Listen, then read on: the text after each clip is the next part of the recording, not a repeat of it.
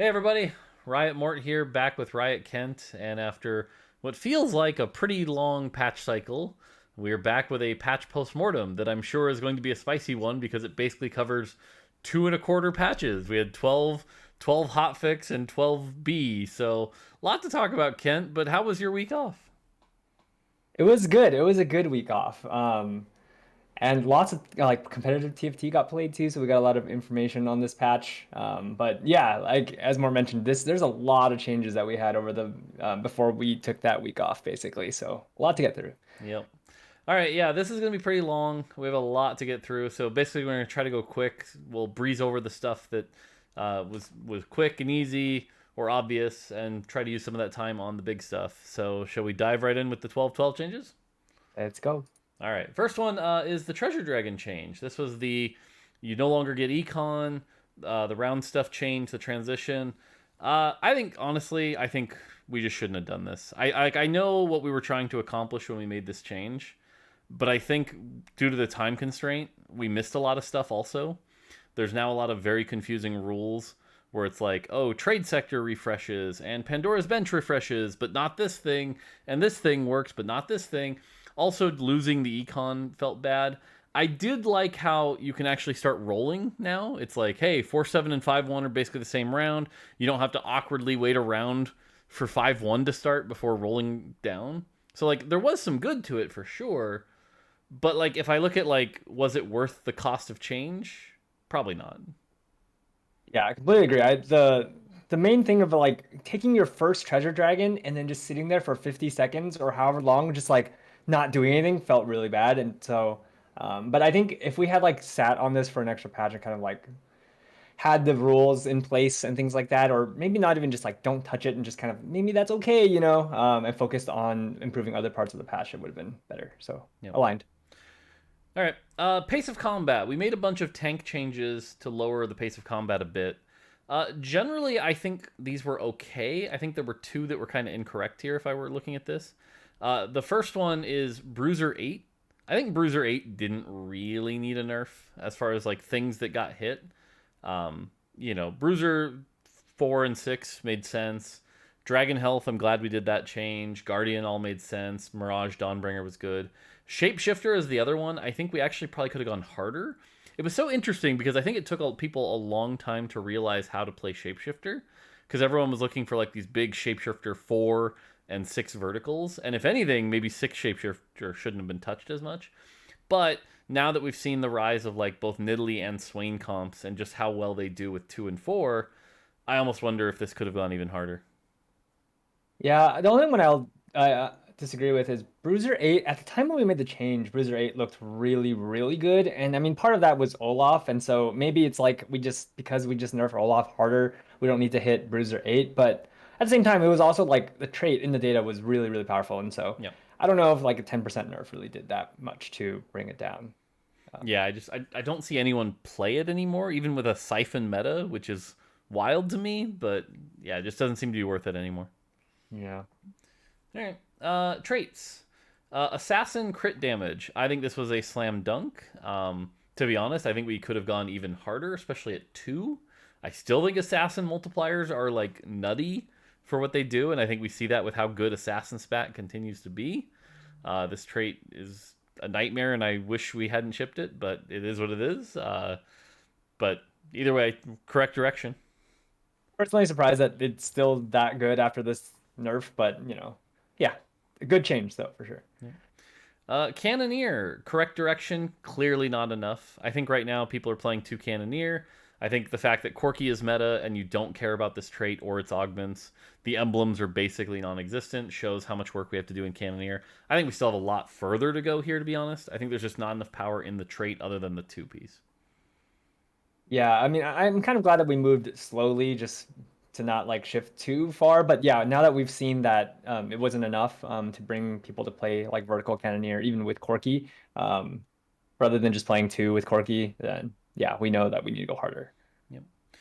Legend. I think we talked about this a lot in my clip, and I think people have seen all that. But TLDR, this Legend was a giant mistake. Probably one of the biggest mistakes of this patch. I think giving Legend even more AP because people hadn't figured out how to play it was a big mistake. Yep, agree. Cool. Ragewing. I actually think this was also a very large mistake. At the time, we were reacting to the Ziya being Ziya like super strong, but this was before Guild Ziya had truly been perfected, and we were still seeing like 6 Ragewing Ziya and even 9 Ragewing Ziya do really well. But as we saw them, like after we locked in the changes, because as always we're like a week behind, which is unfortunate and terrible. We saw that shift to Guild Ziya, and because of that, I think we ended up missing just how much power was in Guild and Ziya, and we ended up hitting the trait incorrectly. So I think this change was actually just a giant mistake. I mean, for what it's worth, like on this patch, a lot of people in China are playing Rage Wing, so and 6 Rage Wings, so it's probably healthy that we made this change. In NA, we're not really seeing much vertical Rage Wing. I think we saw a Swain game in the tournament, but like that's basically it. So I don't know if it's like a huge mistake, but do we need to do it? Maybe, maybe not. I think we see a lot of 3 for sure, and like even the Swain games are like 6 Dragonmancer 3.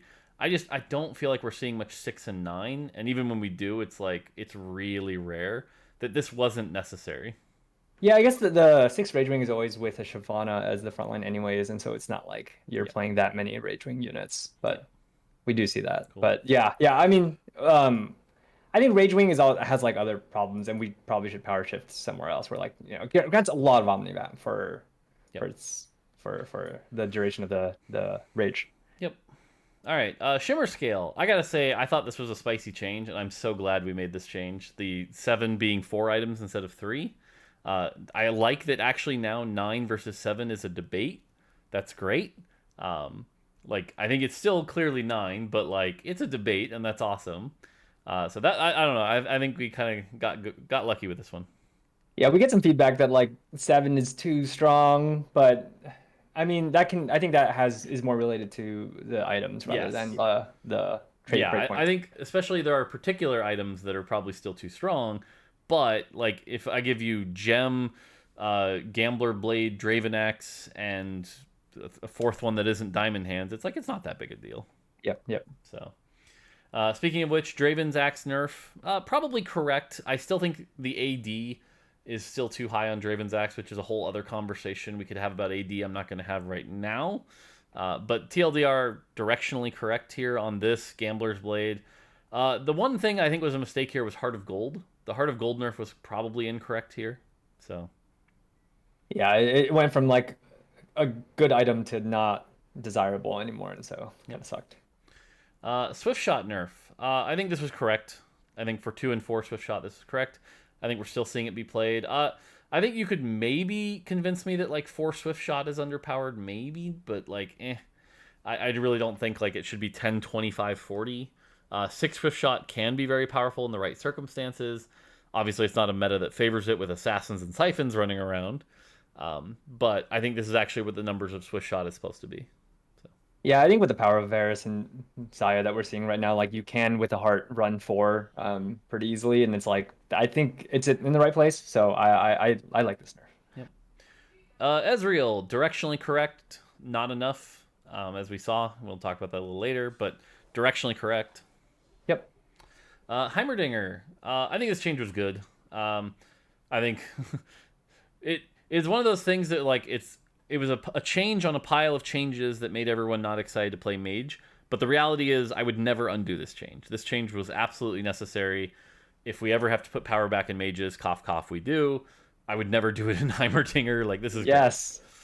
Great. Oh my God, Heimer before this patch was so infuriating to play against for like a 1 cost, 0 investment type of thing. But literally the worst experience I've ever had in this set was my Quirky 3 never moving because of a Heimer 1 Meditation 3.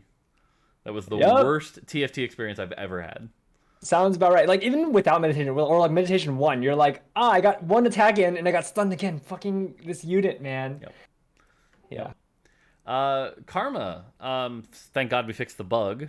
So now she's actually a playable unit. Glad we nerfed the damage. Karma actually feels like one of the few playable AP champions. She's a little behind the curve, but like we actually saw some be played, in the tournaments this weekend. So Karma's pretty close to a good spot. Yeah, I think she landed in a really good spot. And she's still a good item holder. So good change. Set. This was a minor nerf, but honestly, it was needed. And Set's probably where he should be for a 1 cost. I think he's pretty underpowered. I doubt anyone's playing set carry anytime soon, but he's a 1 cost. That's kind of what it's going to have to be, so I think it's fine.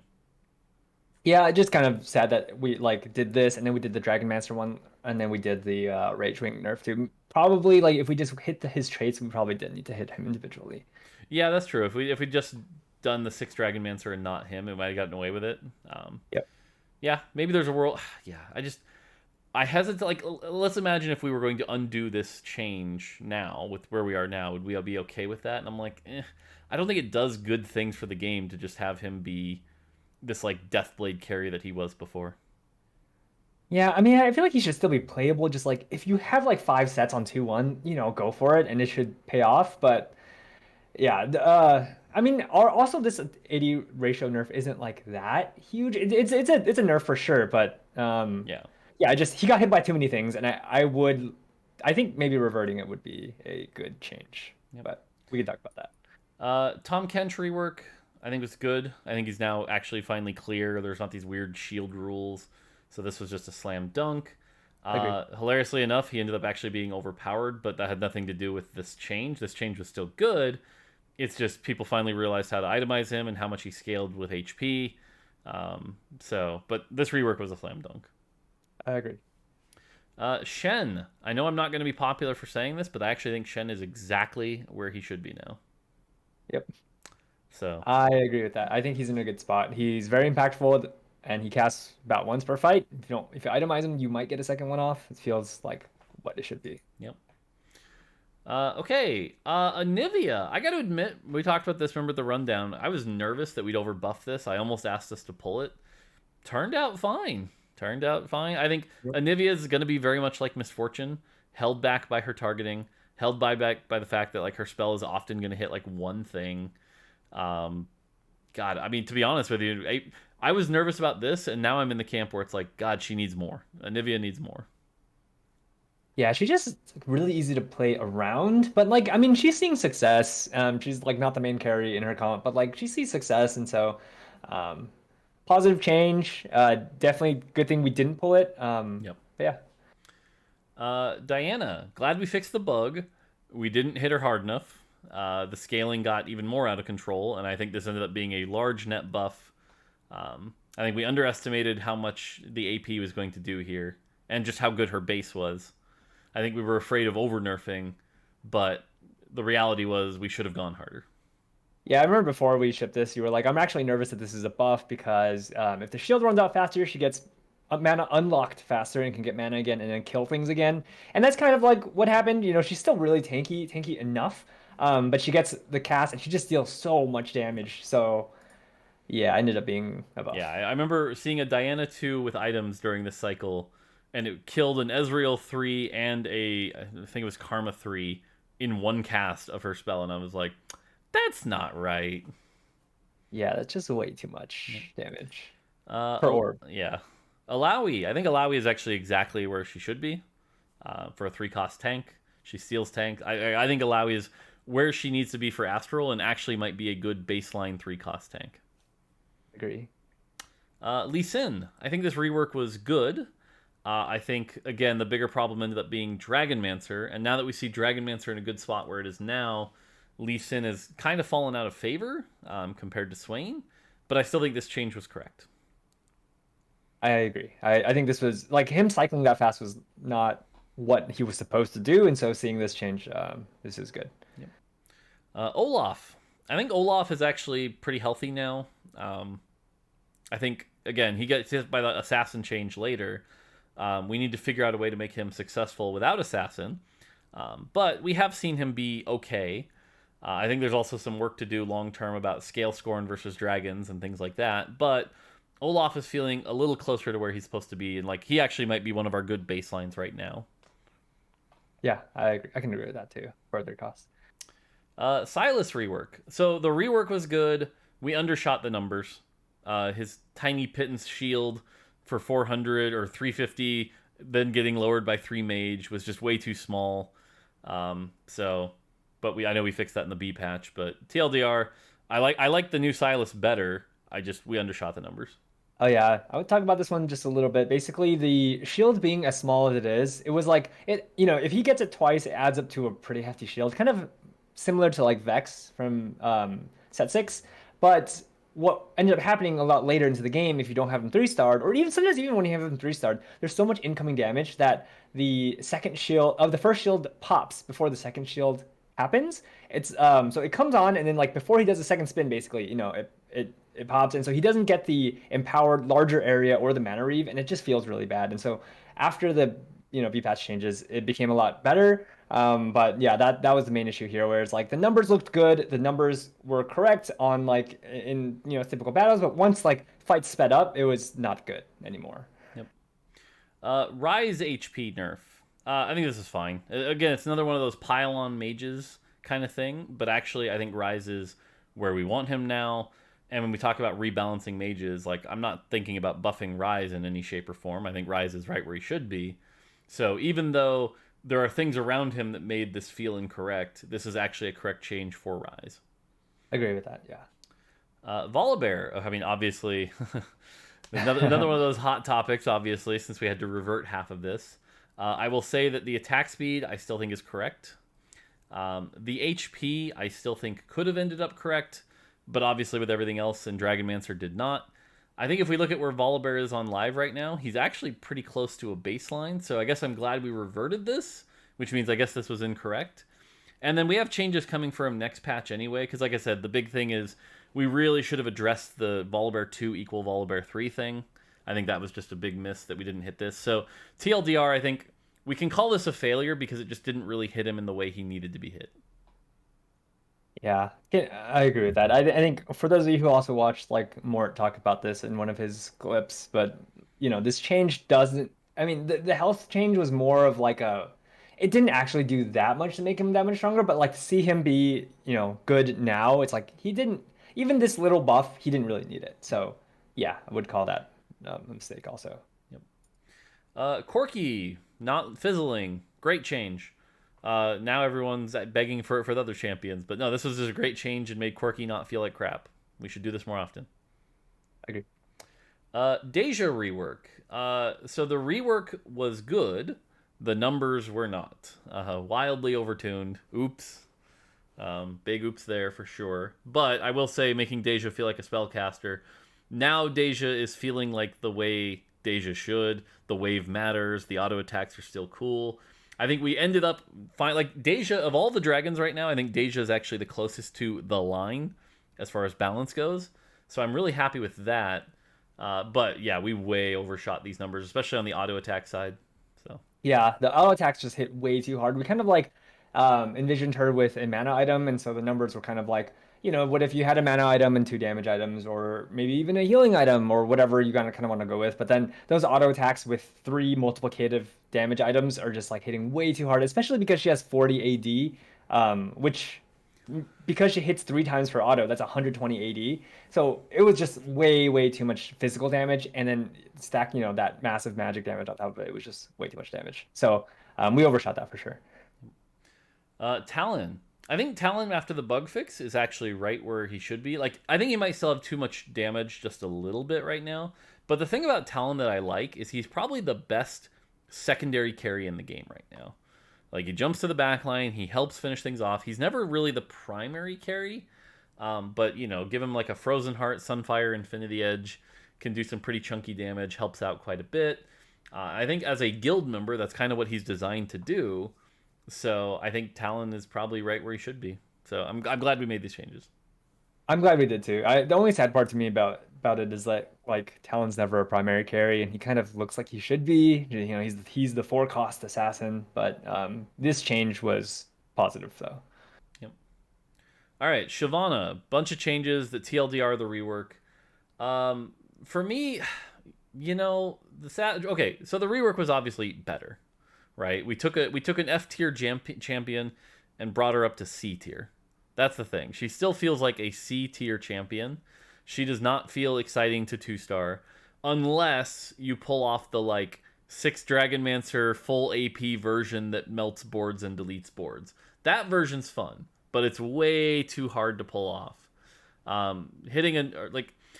I just think we haven't really got the 30 cost dragons to feel exciting, and I don't think this quite got it there. Again, glad we made these changes, and I think it got it in the right direction, but it's still just a long ways off. And to be honest, I think the percent HP is the thing that I'm going to continue to curse to this day, where it's just like she either kills nothing or kills everything because that percent HP is high enough or it isn't. You know, there's no middle ground. Yeah, I mean, there's also like problems with her consistency where like, we put her at 75 mana and she just took way if she missed the first one, she just took way too long to hit the next one. But also like, for a 30 cost dragon, like should she really be missing sometimes? Maybe, maybe not. Maybe it's too strong. Maybe she can trade some of this damage for like more consistency, something like that. But either way, I think it's like this was a positive change, went in the right direction, and like there were some fun games with her, but more work to do. Yeah. Yeah. All right. Deathblade. I know this was a spicy change, but I think this was a slam dunk. And believe it or not, this is going to be my hot take of the night. I think we could have gone harder. Oh, that is spicy. I don't know. Maybe. We have a 80 discussion to have basically, but yeah, the good change. Yep. Luminous Deathblade, Sunfire, Health. Yep, those are fine. Easy cheesy. Yep, I agree. Ascension. All right, let's go to Augments. Ascension being gold tier. Yes, people still take it. It's good at gold. So cool. Yep. Astral Heart being silver. I mean, for sure. Is Astral Heart still a joke of an augment? Probably even at silver, yes. But I don't know. Maybe there's a world you take it in like a Varus comp, but probably not. I don't know.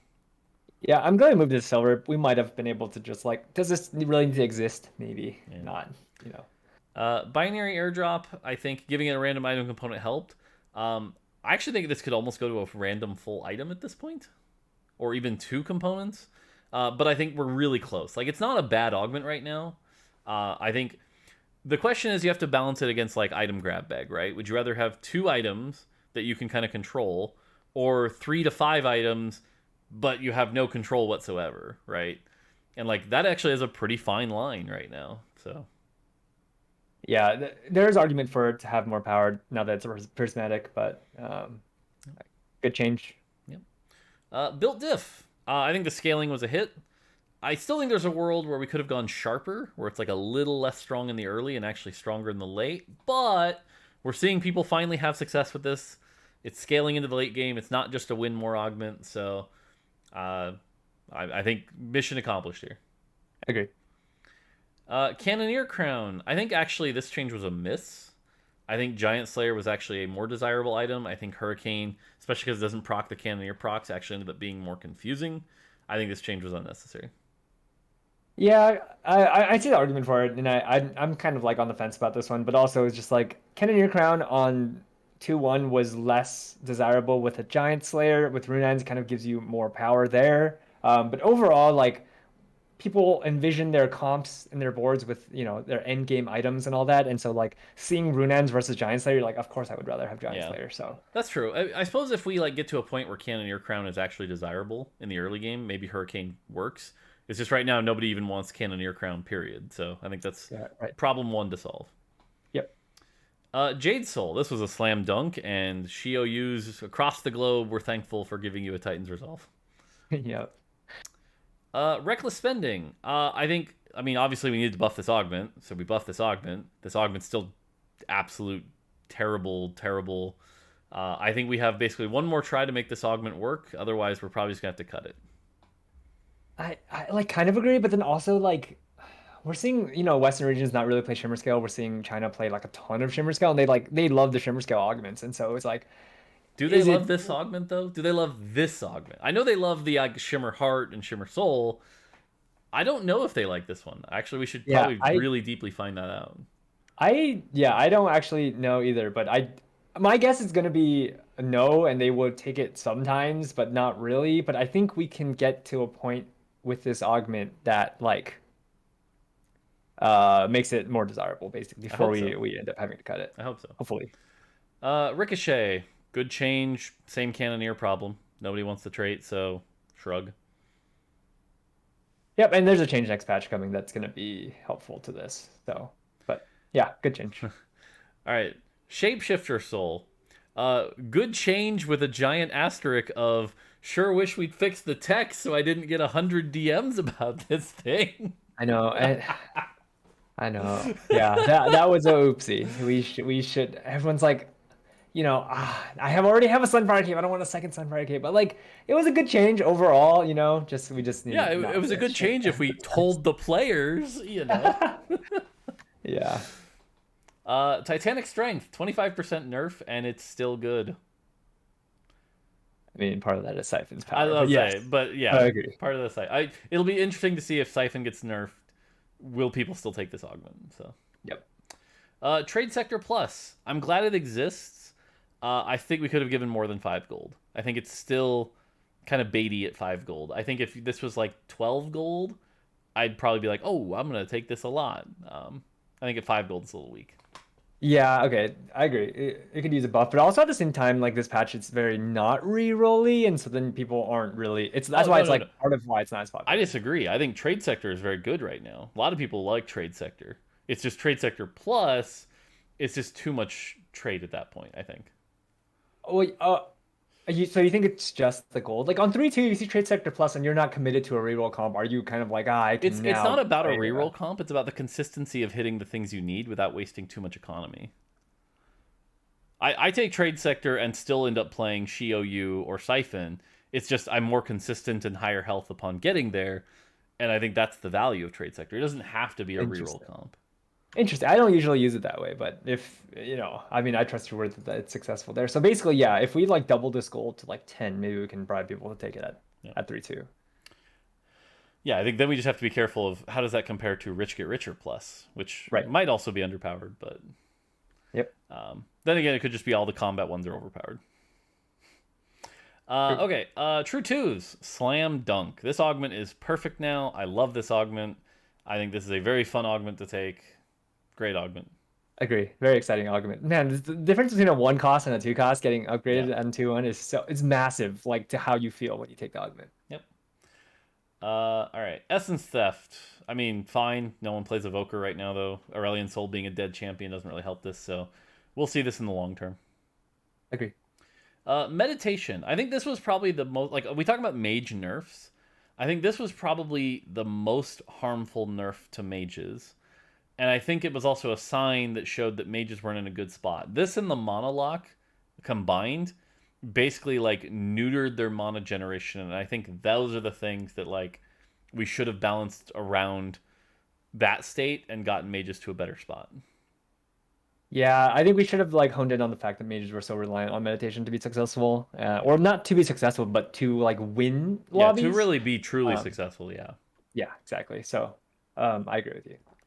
Yep. Scorch, correct, and probably could have even gone to 30%. As much as I'm saying we shouldn't have nerfed Ragewing and etc., like Scorch is still nutty. Good augment. Yeah, very strong. Yeah. Golden Egg, I think this change was perfect. I think Golden Egg still has the highest like first place rate.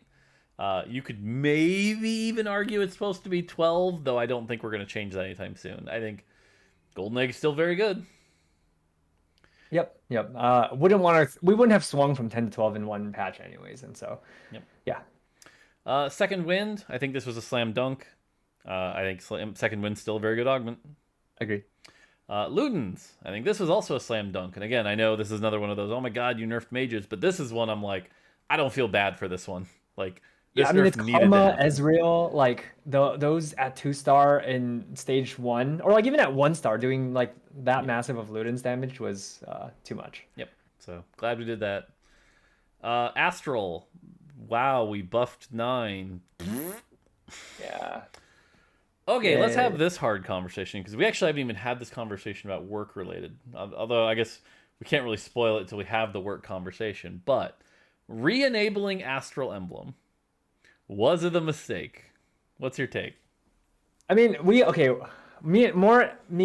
Witty, we had this conversation before we like launched a set. I was like, we can't ship Astral Emblem. Nope. And more, it was like, how it's really hard to get there, so like let players try it. It's supposed to be transformative, all that stuff. And so, I kind of agreed that like it's not you don't just get Astral Emblem and you automatically win the game. There's a lot of conditions to be met, and it's not like straightforward. But I think players are starting to figure it out, and so like I think re-enabling Astral Emblem period, I think was good even if just for a patch. Um, should it be here for the rest of the set? I don't know.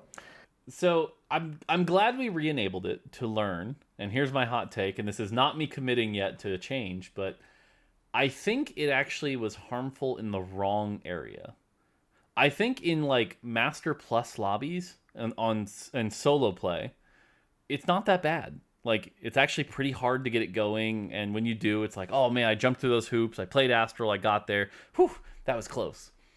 In lower elo lobbies, it's actually really easy because lower elo lobbies you're not really getting punished as hard. Lower elo lobbies are pretty high greed, pretty low tempo, and so lower elo lobbies it's really easy to just kind of force it. In addition, double up is disgusting. It is really gross in double up. And so I think if we go back to our philosophy of like if we're balancing around challenger players, I don't think that's actually that harmful, but this is one of those times where I think it's doing more harm to the general player base.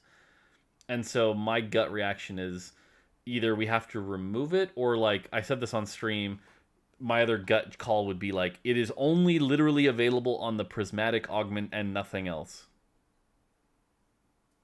That's my hot take. On the prismatic so augment. Like we bring back Astral Prismatic, and that is literally the only way to get an Astral Emblem. You can't get them from Tome. You can't get them anywhere else. And so, like, that would be the only time you were allowed to play with that thing. Got it. Yeah. Now, granted, even then, I think for Challenger players, they go, I'll never take that augment, and nothing ever happens. But, like, and again, that's if we were even going to keep it. At this point, it might just be better to just, like, cut it. You know? My gut was challenger players would take this augment on 2-1, only on 2-1, if it showed up. And it's like, I'm going to play an Astral game and I'm playing first or seventh. I think you know? I think if you're playing Deep Varus, for example, and then you see it on 4-2, you might go, oh, it's a pivot and try to 2-star a quick Soraka kind of thing. But yeah, okay. Yeah, so that might work. Yeah, but like I said, even then it might just not be worth it, and it might just be not worth the headache here. Yeah. So. Yeah, but it is your point's interesting. Yeah. So either way, none of this is an official call, as we literally haven't even discussed what our official stance is on this is going to be. That's tomorrow. But TLDR, it's clearly had a negative impact on both double up and like plat and lower lobbies. So, all right, Jade Tooltip, great. Scale Scorn. I mean, honestly, this was just not enough, right? Like this feels like a lazy change that we didn't quite get right because we were just rushed. But like 2 probably was supposed to go harder, and 6 I still think we've undershot 6 for how hard it is to hit. Yeah, we don't really see people play 6 at all, so yeah, I agree. Well, I mean, you need 2 emblems to hit it, so like it's hard enough. So it should be really good, and it's not. 80% damage amp sounds like a lot, but yeah, like with how hard it is to hit, that this can be higher. Yeah. Speaking of which, Warrior. Same kind of thing. This one at least was more like directionally correct. But I think right now the jump from 2 to 4 is not really selling people. You don't see a lot of 4 Warrior early. So I think we have to fix that. And we are next patch. So. Yep, I agree. Leona nerf. Good. Yep. Nidalee. Okay. Man, the journey Nidalee has gone on, and our opinions of Nidalee. My Twitch chat likes to meme. Anytime Nidalee does well, they just say Kent was right. Kent was right. Kent was right. I gotta say, when we put this nerf in, I know you were worried this was actually a little too harsh.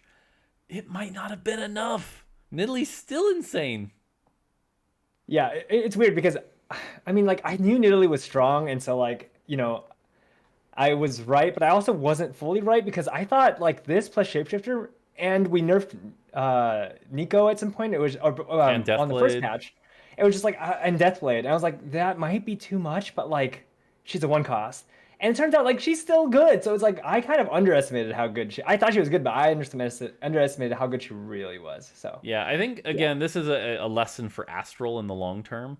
Is that like Astral's not really being played like Astral. It's being played as get the 3-star you want, either Nidalee or Varus, and then get the hell out. And so like people are getting Nidalees on 3-1 with consistency. People are hitting their Varus threes by like 4-1 with consistency. And so with that consistency, you can't have as much power as they do. I think that's leading to the problem. Because I think you and I both agree that like Nidalee 1 and 2 are still kind of garbo. It's all that Yeah. Nidalee 3 at 3-1. Part of this like Astro problem, I think, is just three Astro is so good because you can three star the thing, the one thing that you really want, or the two, in terms of Alawi. But like, what's the incentive to go six? And when you get six and you three star anything, what's like the payoff? And it's like, oh, you get an Aurelion Soul, which obviously not good this patch, but Yep. we need to make sure that's worth it. Yep. All right. Nami. I think this was a mistake. We talked about the things we shouldn't have done to Mage. I think this one was a mistake. I know we're undoing it. So, yeah, this was just... I think we were still overreacting to the day one of Nami a little bit. Yeah, I agree. Jinx. I think this is great. I think this made Jinx a little bit better. I think Jinx is still not a primary carry, but like if you get her early, you're like, all right, cool. Agreed. Thresh change. I think this was good. Minus, there are some bugs we've now discovered. Thresh with like Zephyr. What was the other one I've seen? But basically, there's a lot of instances where like if your Thresh target is invalid, it just won't cast. So we have to fix some of those bugs. So. Yeah. Okay. Yeah, I've seen a couple of those clips. So a bug to fix. Lulu. I think this change was correct. I think Lulu's still insane. Lulu's always been one of those secretly insane champs that people don't realize just how insane she is. Yep, I agree. Nunu 3. I think this change was fine. I think there's a world, it's very low, but there's a world where like Nunu 2 needs like plus 25 damage here. But overall, we actually have seen people have success with some Nunu 3s in Mirage still. So I just don't think we're seeing as much Dragonmancer Nunu. So Yeah, I mean, I think Nunu 3 is still like really, really powerful. And so this change was good. Like he was just way too strong before, and now he's in a good spot. Like he's a win condition, but you have to hit Nunu 3. Yep. Swain. So I think, okay, clearly the Swain change was a mistake. Like factually, it was incorrect. We shouldn't have done this one. But I think this came from a lack of understanding of what made Swain good. And to be honest, I think every change we've been doing to Swain of like his damage up and down has been a mistake because that's not truly what makes Swain good. What really makes Swain good is he's like a champion that has 5,000 health while doing all of this damage. And I think that's the thing that we're going to have to figure out how to address. Because seeing Swain 2s with 5,000 to 6,000 health that just unload constant damage and have built-in Omni Vamp, that's been the problem. And plus 5 damage, plus 10 damage, minus 5, that's not going to be the solve here. Yeah, I mean, I think this damage like didn't really do anything. I mean, this change didn't do anything. We need to address the problem that you stated basically for the long term, where like Dragonmancer and Shapeshifter scale off each other. Then he just has this massive pool of health. You rely on going into overtime to like kill everything, and it's not a very healthy state. Ziya. This was an example where, again, I think we were nervous about hitting like Rage Wing and this and Swift Shot and whatever, but I think we misattributed where the power was. And I think a lot of the power was in Ziya specifically in Guild, not Rage Wing. So that's where I feel like we actually just kind of fucked the whole thing up. And it should have been mostly Ziya getting hit. And I still think Ziya, despite this and another change later, is like still too good. So... Yeah, one of the struggles we had is just at the time of, because we have to patch like a week in advance, we were, looking at the Ziya comp as 6 Rage Wing, and it was like, with these numbers, she's doing, X damage, it seems right. And then the guild comes in and it's like, well, she actually has more AD, more AS, more kind of like everything. And that kind of made her like way stronger again. All right, the ones Milk likes to meme us on, the Aoshen and Aurelion Soul 50 HP nerfs. At the time we were like, especially it was mostly targeted around Aoshen and an assumed balanced in Aurelion Soul. But the reality is, I think we've been a little too afraid of the 10 cost dragons being too strong. And I think we should have just let them be strong. Like, even if Aoshen ends up being the best champ in the game, oh no, the 10 cost legendary is the best champ in the game. I think we probably should have just let this ride. So I think this was a mistake, but it's one of those minor mistakes that, like, as much as we're getting memed on for it, I don't think actually changed much. It's not like undoing this would make Aurelion Sol good, Yeah, I don't think this really did anything, but like from a perception perspective, it's like, yeah, we didn't really need to make this change. And like, it might have been impactful for Ao Shin because like being able to take that mana and then just like kill the entire board. 50 HP and then like 1.8 times that at 2-star could have been the difference. So maybe. Yeah, but that's what I'm saying. Like, I think Ao Shen is actually like, you could tell me he's 50 HP too weak, and I'd believe you. Like, Yeah, I don't right. like because he's again 10 costs. I think we've really been underselling the 10 costs here, and so I think this was just unnecessary. Yep, yep. Yasuo, third attack. This is a great change. That thing was hitting like a truck. Yasuo's still great. This is a great change. I'm happy with this change.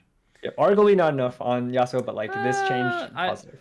I think we need to be erring on our 5 costs being really strong with how our economy is and how expensive dragons are, and so Yasuo being a little strong, I'm not that worried.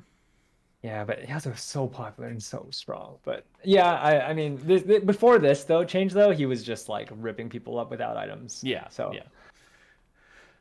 Okay, Zoe. The Daisy change was amazing. My God, I'm so glad we made that change. And the tornado stun, fine. I mean, again, in our quest to continually lower the amount of CC, because holy crap, there's a bunch in this set. This is a good change. Agree. Cruel Pact can only appear on 2/1. Good. Yep. Double Trouble, less AD armor. I mean, like, nerfing Double Trouble 3, good. We probably should have nerfed the rest, as we'll talk about later. So, Yep. Inspire, I think this augment's still terrible. I think the hero not truly benefiting it from as much or whatever. It's just, it doesn't seem very good. So Not the hero benefits from, but I think okay, we've behind the scenes, me and Mort have always disagreed that like this augment is good at all, and are not like good from a design perspective, but from like a power perspective. Yep. And I mean, I think it's really strong, and or not really strong. I think it can be strong. It has been strong before, but then we nerfed Dragonmancer again, and now like no one really plays it. Yep. So I don't know. I feel like it's related to the trait. Yep. All right, Living Forge VFX, great. Party time, 5% more, fine. I don't see many people play it, but it's not a big deal. Yep. Preparation can no longer appear on 4.2. I feel like, did we miss this on like Hyper Roll and Double Up or something? Because I feel like people still are reporting this happening. But Yes, Preparation 1 still showed up until we depatched it. Okay. So, Radiant Relics +1 choice, great change. Great change. Or maybe we didn't depatch it. Maybe it's for the next patch. Maybe but it's yeah, next patch, there was yeah. a bug with it. Yep. Okay. Double Ups changes, good. Hyper Roll changes, all fine. Bug fixes, a lot of bug fixes. Turns out we need to fix bugs. Great. I was glad we did all those bug fixes. Okay, so we did all that. Obviously, we had the Volibear issue and Deja issue right away. So I'm scrolling up all the way into the mid-set, June 23rd stuff. Yep. So yeah, we did the Deja change. And the end result of the Deja change was close to balanced, but still a bit too much power in the autos and not enough in the wave. So I think we're fixing that next patch. But Deja wasn't that far off afterwards. Yeah, and we get memed a lot for like the 2080, but like realistically, this is 6080 because she attacks 3 times. It's kind of weird that it's not clear, but also like this is what she should be at looking at her damage charts. Oh yeah, so this ended up positive. I think the 20 AD is actually perfect now. Like Deja feels like an AP champion, so that part's great. Agree. So we undid the Volibear change. I've talked about that to death. I'm not going to beat that horse anymore. Volibear still ended up in a pretty playable spot. It was more Dragonmancer. I do wish I had snuck out the Dragonmancer change, but I guess it got more time to bake a little bit, so maybe we ended up in a better spot. But remember, I had a Dragonmancer change in this hotfix that we didn't end up shipping. Yeah, it was a lot of hits to Volibear all at once, and so we took it slower, and then we had more time to like check the math for the Dragonmancer. So I think it was positive, like overall, that we waited a little bit. Yeah. All right, so that was it. And then after this, we still ended up in a meta where it was like not many dragons, still a lot of Corki, still a lot of Ziya, still a lot of Olafs and Assassins. We were at a lot of Assassins still. And so despite all that stuff we did, it was like, the meta's the same. Whee! Yeah. So. Despite all those like nerfs, they ended up still in a good spot. Pretty rough that was still the case because it's like I guess we just nerfed the things that beat it, and there were innovations, and new players discovered new things, and we kind of locked things a little too early, or like we have to. But Yep. yeah, Yeah, I think the hard part here is also that like players' expectation is like, okay, Ziya's overpowered. My hope is that next patch Ziya will not be overpowered. And even if Ziya ends up balanced, which she wasn't, she was still too strong. But even if she ends up balanced, players are like, but no, I want her gone. I'm tired of seeing Ziya. And so we kind of have to like combat that a little bit. But yeah, that was kind of the worst case scenario where it was all these changes and then it was very similar meta. yeah, So all right, so that leads us then to the B patch, which because it was a 3-week patch, we basically treated like a full patch. And so, shall we dive into that one? yep. Let's go. All right, Astral Soul has been removed. Good. That augment was garbage. Yeah, that augment. Dragonmancer Heart has been removed. I mean, for a silver augment, it was too much power, so I think this is a good change. Even with Dragonmancer being quote unquote underpowered, like, could you imagine Swain comps with access to this thing right now? Like, no, Oh thank man, you, no, thank you. the level 6 is just way too good with Dragonmancer Heart, so Yeah, it was a necessary change. Kind of sad because it's fun, but yeah, we had to pick between Dragonmancer Heart and Dragonmancer Emblem basically. it's also a really good example though because like if you look at we always talk about like the silver versus gold, right? Like Jade, for example, Jade Emblem is the silver because you need another unit to put it on. Jade Heart is the gold because it frees up a free slot, right? Right. Dragonmancer was this interesting one where it was like they're both kind of equal because having the emblem, if you're going to play like Swain or Lee Sin, who cares? It's just like a heart. Just throw it on somebody. But if you're going to play like a Nunu or an Elise, the emblem was better. And so it's this really awkward where like they're actually kind of just equal. Yeah, it is a really weird scenario where like you can't just like, with Jade and things like that, we can flip it, gold and silver, but with this one it's like they're both equally strong and they're in different tiers. Yep. It's kind of weird. Yep. Cool. Okay. The assassin change.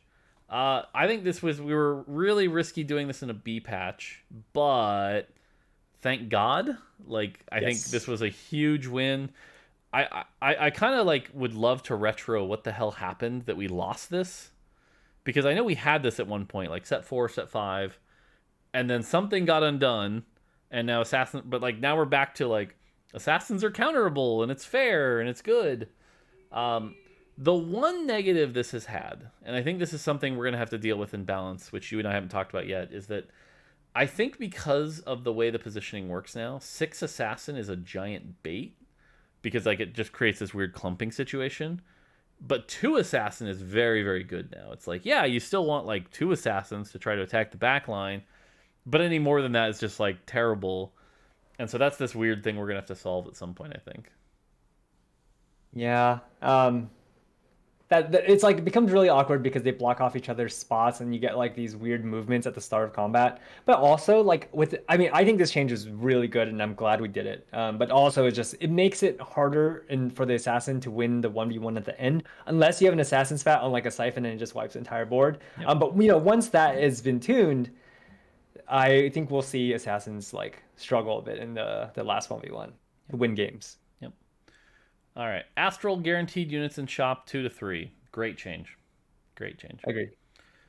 Cannoneer, again, continuing along the direction. Correct. Are we there yet? Nope. Nobody wants Cannoneer emblem. Still too much power in Corki and Senna.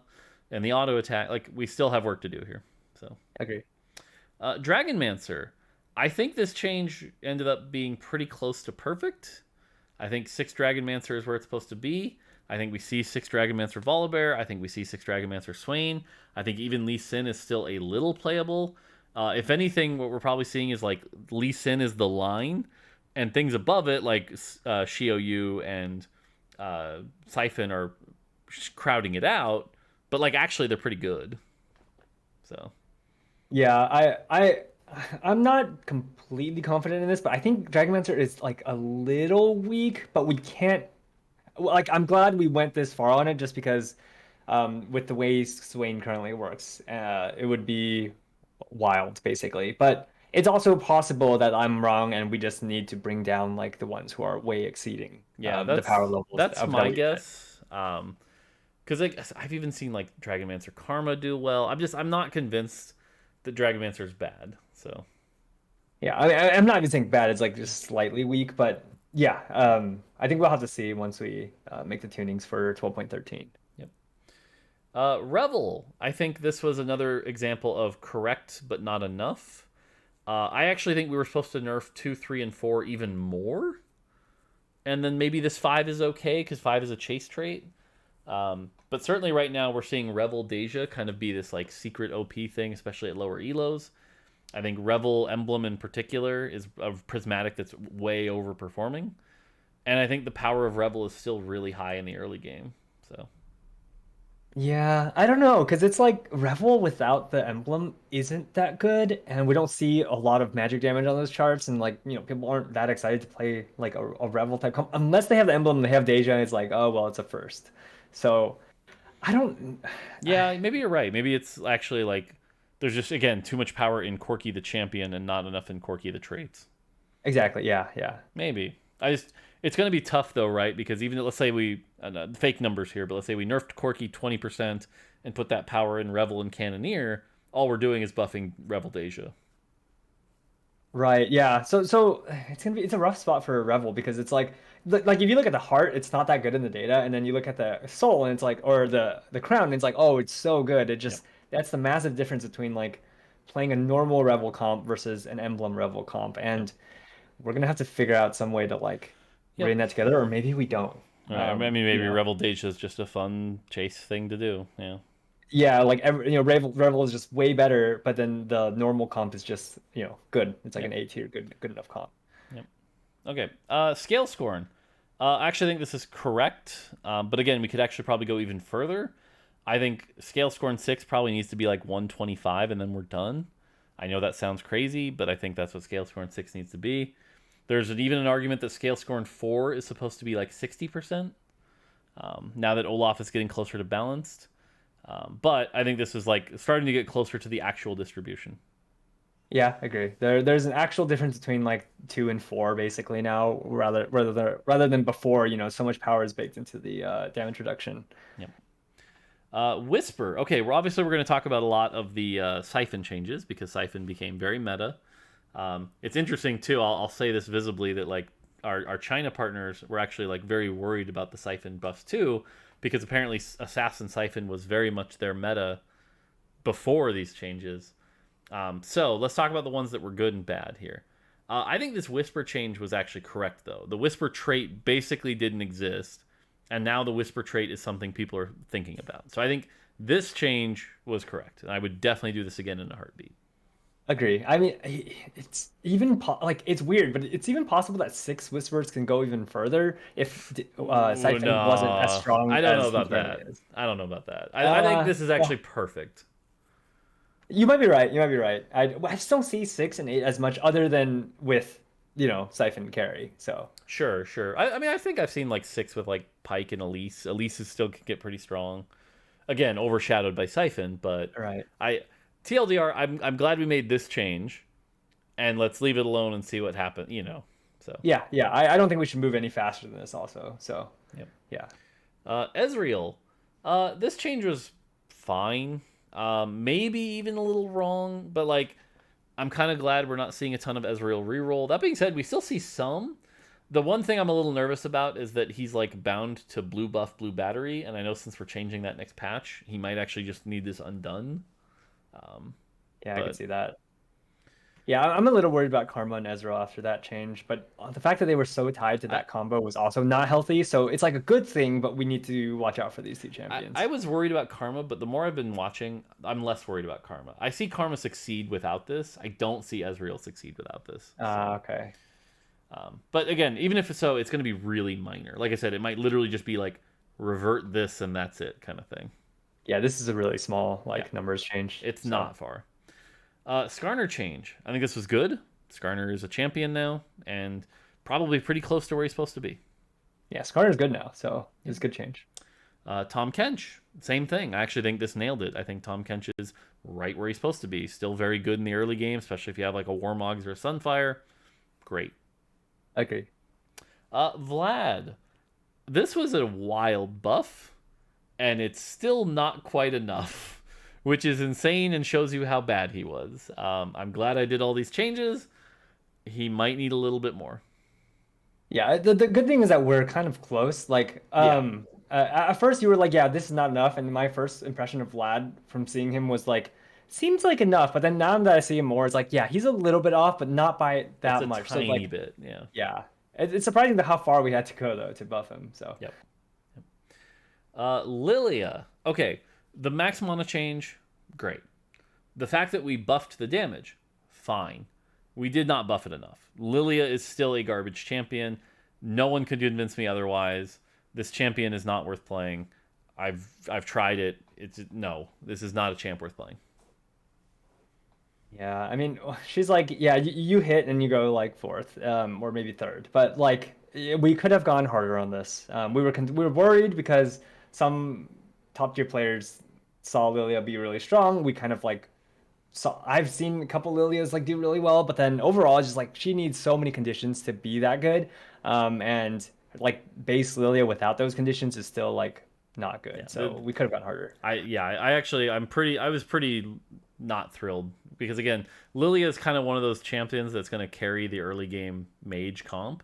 Because it's a healthier normal version as opposed to Ryze.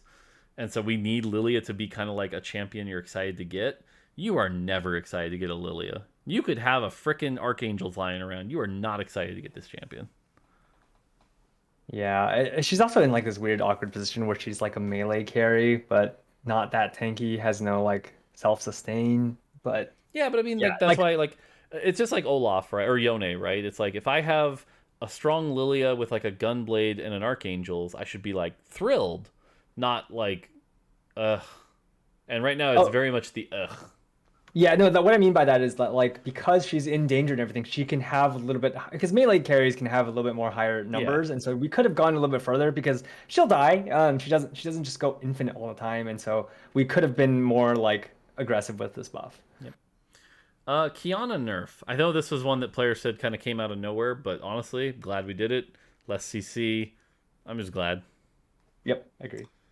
Diana. I think this change was good. Lowered the orbs.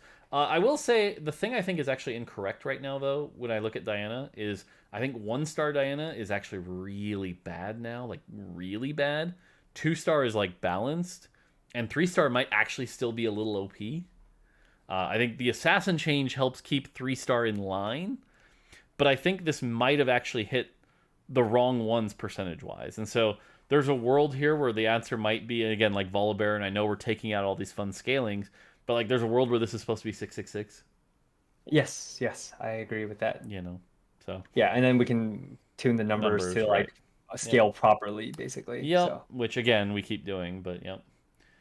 Swain, thank God we did this change. But again, as we already talked about, I think this number could be 50 and Swain would probably still be good. It's not about the damage number. It's about I have a carry pumping out infinite Ginsu's damage, and he has 6,000 health. yep, we've already talked about Swain a lot, so I'm not gonna go more on that. You skip Lee Sin, but Oh, Lee Sin. Oh, this is a change. This one, when I look at this change, we probably shouldn't have done this change. This change yeah, seems unnecessary. I think we did the Dragonmancer change, and that was probably enough. yep, So this agree, seems like a miss. agree. Granted, it's so minor, though. It's like not worth beating ourselves up over. Like percentage-wise, it's like 5%. So Yeah, I think it's mostly Lee Sin 1 is hard to stabilize on at level 6 now. Like if you put items on him, he just doesn't hit hard enough. But like overall, the nerf wasn't even that big. that's what I'm saying. So Like the yeah, Dragonmancer obviously did more of the damage there. So that's where like we shouldn't have done this, but this also isn't making a big impact. yep, yep. Silas, I'm glad we made these changes. Silas might be a little OP right now, just a little. A 2-star Silas is ridiculously tanky right now. Now again, who cares because he has no backline and he can't actually kill anything, and Siphon just kills everything anyway. So who cares? But there is actually a world where Silas is like 5% too strong. Yeah, I definitely believe that. Like he's so tanky, but I think once we move slowly, bring down the other things that are too strong, see where he lands. I think he's gonna land on the strong side though. All right. Corki. This is a controversial one, actually. So, I mean, obviously, I'm glad we made these changes. Corki needed to be nerfed. What's interesting right now is the player perception of Corki. Is that right now, I believe China thinks he's actually underpowered. I think we're seeing a lot of him played in, like, Western regions. And right now, the consensus seems to be that he's very good if you hit trainer early or have very good augments and items, but he's not necessarily too good. I still think Corki is overall too good, and again, we've already talked about this, that the distribution of his power is incorrect. He doesn't need Revel, he doesn't need Cannoneer. You can play him in built diff comps, you can play him in Jade, and he's just like, what are traits? I don't care. And I think that's incorrect. Yeah, I agree with that. I think Corgi's like power wise in the meta is in like a good spot. He just the distribution is just all off, and the fact that you play him without really any traits is not correct. So, Yep. I'm aligned with you on that. Okay. All right, hot take time. These IDIS changes were perfect, and IDIS is exactly where he should be. The Shimmer Scale items are some of the issue. Cough, cough, diamond hands. But IDIS the champion is actually exactly where he should be. That is my hot take here. Even hotter take, Itis is no, actually I agree with you. Yeah, Yeah, I know some people were like he might be underpowered. I'm like, no, no, no. I think he's literally the line. And I think like try killing an Itis with like a Lilia or any other like normal caster. It's hell. So no, I think Itis is right where he should be. yeah, yeah. Okay. Oh, Ornn. I think these nerfs were good. Ornn is still a desirable champion. Ornn. Sweet. yep. Okay, Siphon. Let's Sona, talk about Sona. this one. Oh, Sona. This is a fine change that honestly, it didn't do anything though. Is the thing? It's like Sona probably still needs a little more love. There's a really crazy world where like Sona just kind of gets reworked a little bit from here, um, Maybe. to be like an actual Shojin user. But I certainly don't think people are running Sona carries until they hit Sona 3. Then Sona 3 is amazing, but like Sona 2, eh. So one of the things with this is like I think the change was good. I think Sona might have been able to see some play if not for Siphon and Shioyu, because like there's no way Sona burns through a Bloodthirster Siphon or Bloodthirster Shioyu. Right. There's like no way she can Well, have and enough consistent DPS to kill that. so you're So absolutely right, but that's literally the caster problem I've been ranting about, right? Is like how does any caster whose spell does not one-shot you kill a Bloodthirster auto attacker? or a Bloodthirster auto attacker with 3,000 health I mean, is like even like even how does it kill a Ziya? Because you're not wrong about Siphon and Shioyu, obviously, but I don't think a Sona can kill a Ziya. I think a Sona can kill with enough damage. Sona can kill a Zaya. Like if Zaya is not in the Omnivamp state, Sona can kill the But Zaya, that's just even it. if she. Usually, Yeah, usually what happens is Sono shoots her spell, even with like good items, chunks the Ziya down to like 20% health, and then by the time Sona casts again, the Ziya has done her cycle. right. And that's Yeah, I think yeah. that is the quintessential problem with AP in this meta right now. Is it's like unless you can literally one shot things, cough cough, Aoshen or Ryze, you're useless. Right. I'm not disagreeing with that statement. It's more just like I think we can fix that with numbers. Maybe Sona Uh, needs a rework for other purposes, um, which we can talk about tomorrow. yeah, yeah, it'll be But interesting to see. yeah. TLDR though, the buff was fine. It just not really enough to change much. Yep. Okay. Okay, Siphon. Let's talk Siphon. Yes. Uh, obviously, doing all three of these things in conjunction with the Whispers was incorrect. So I'm the one who put these in, so I'll take the blame. Um, is before I say what I think we did wrong, I want to hear your take.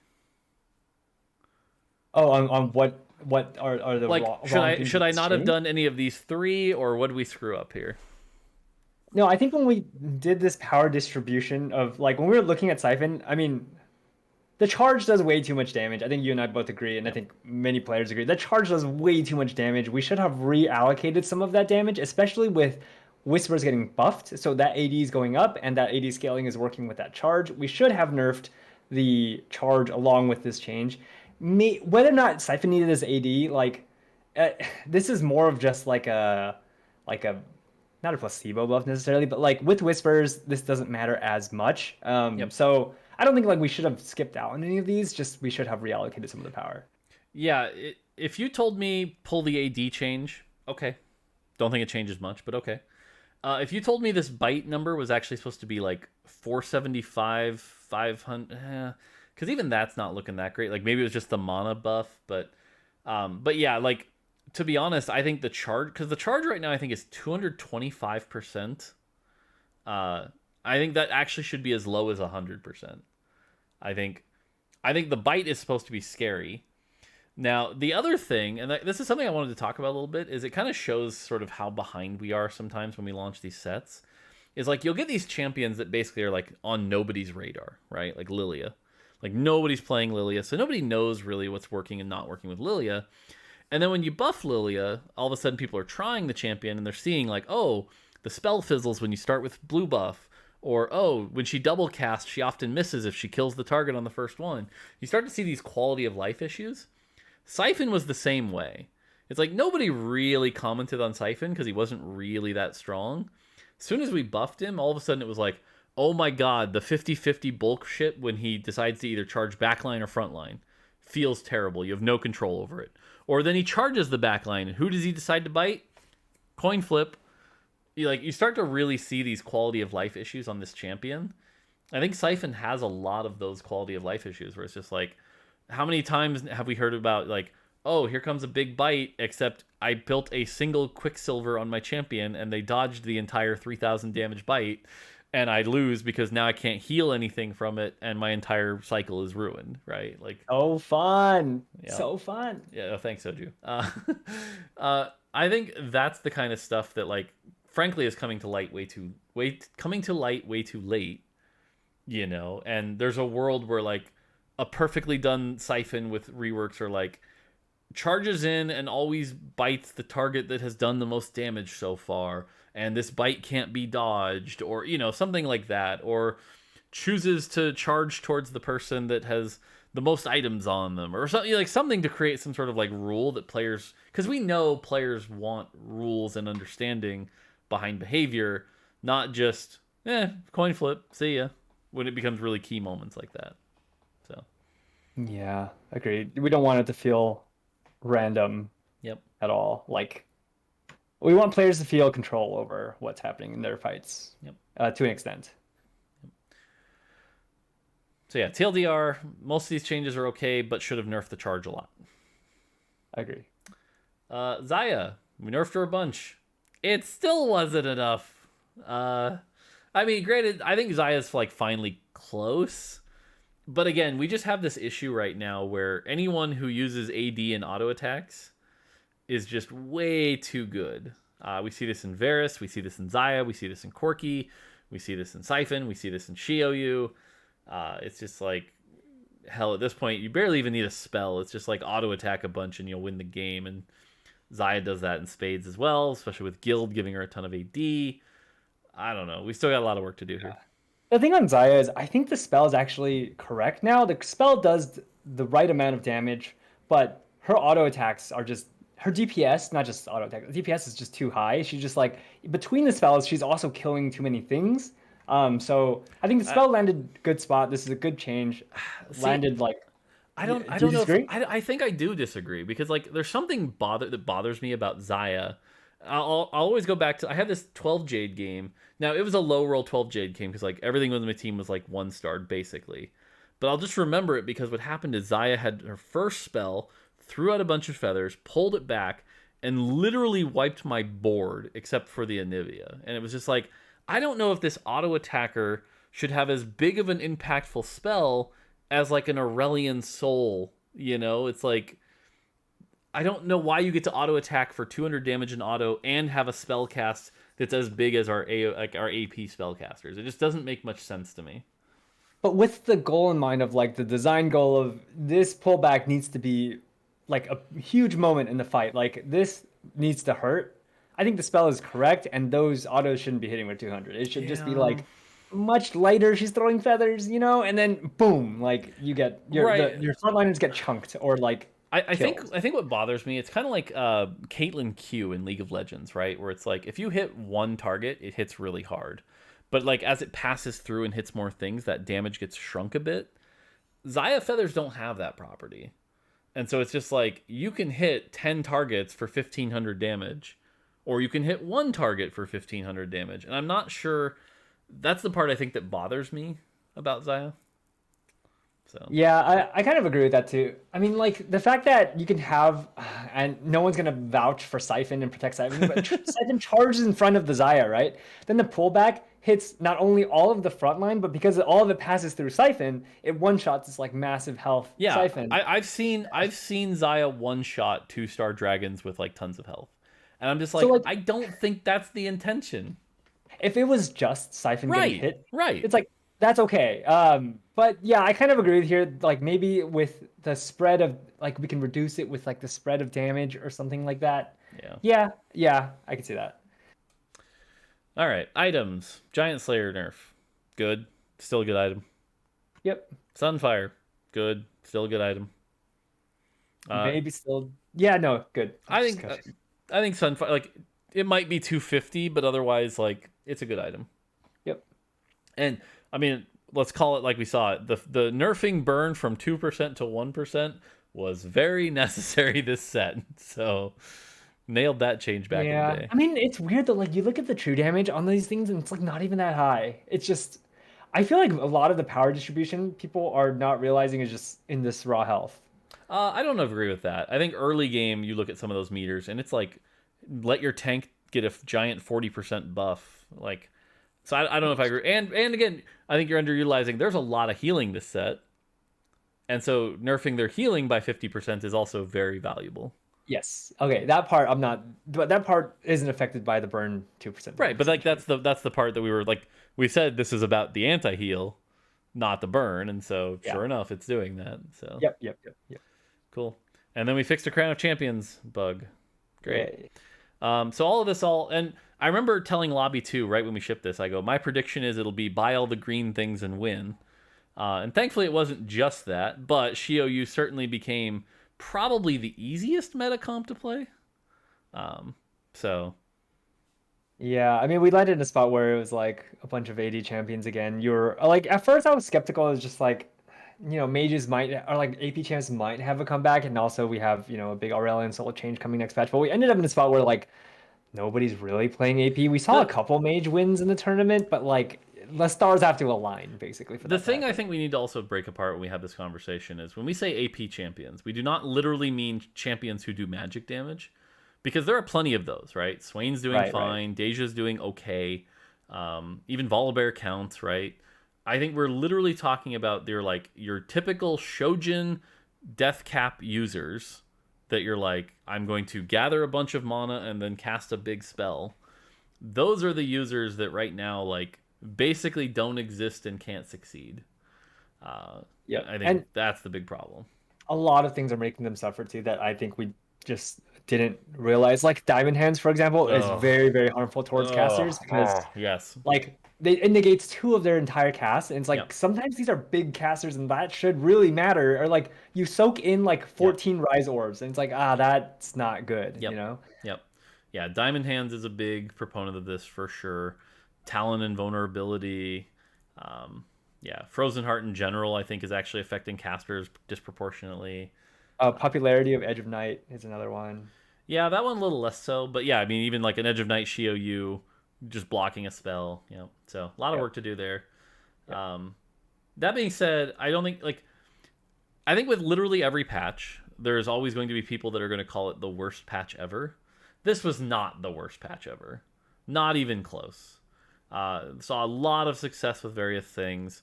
I think Astral Comp, clearly. We had the popular bucket, which is the AD stuff for sure, but there was plenty of success without. We're seeing China have a different meta than the rest of the world. Shimmer Scale is much more popular there. Mages seem to be doing okay there. But that being said, we still have work to do. But like, if I gave us a grade, it's like B minus. You know, definitely not the worst patch.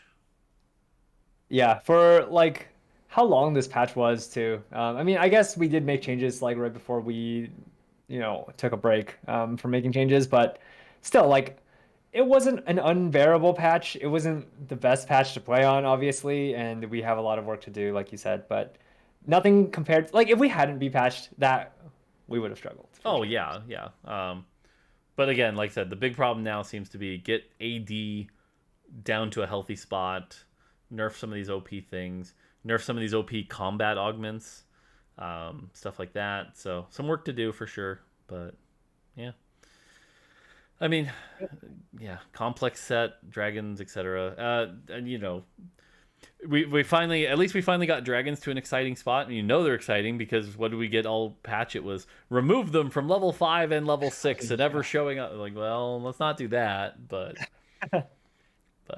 Yeah, this patch, I think this set is proving like more complex on the balance end because of like not only are we keeping augments for the long term, which adds another layer of complexity to like where's the power distribution in a successful comp, but also we have dragons who are like double units. They're different whole another cost that we have to make worth that cost, but also can't feel too unfair because they're accessible at a certain level. Lots of things to like consider where we have to think about both sides of like it needs to be variant enough to be fun and like this needs to be exciting enough that you want it, but at the same time you can't be like too dominant. And so finding the places within each comp of like where to tune things, the set there's a lot of Yeah. different areas to look at. Yeah, it's funny. Even if you compare a champ like Ziya to a champ like Sivir, right? The complexity of figuring out how to balance Ziya is so much harder than Sivir. You know what I mean? Like even just our basic like AD auto attacker, it was like we made those harder. Our casters, we don't have an easy Lux, right? We have Deja and Sona and Ryze and so Yeah, and Sona's tied to a flat magic damage trait that targets backline units or it yep, can target backline, that kind of thing where it's like, how do we identify the power here and where should we shift it? And yep, do we need to like rebalance the power rather than like just nerf something? There's a lot to think about basically when yep, um, balancing the set. So yep. Well, the good news is we have plenty of time to lock in all of our 12.13 changes, and by plenty of time, I mean what the usual 24 hours. yeah, we have one day. Fortunately for TFT team, Mort is always on top of things, so we already have like a working document going. But We'll see. We'll see. yeah. Mort always gets so embarrassed when I say something nice about him. Man, Don't look at that. So, all right. I think that's gonna do it for us. This video is long enough as it is. So, patch rundown will be tomorrow, and you'll see that later. Hopefully, new patch, new cycle, shake things up, yada yada. So, lot to do. Cool. Cool. All right, that's gonna do it from us. Until next time, take it easy.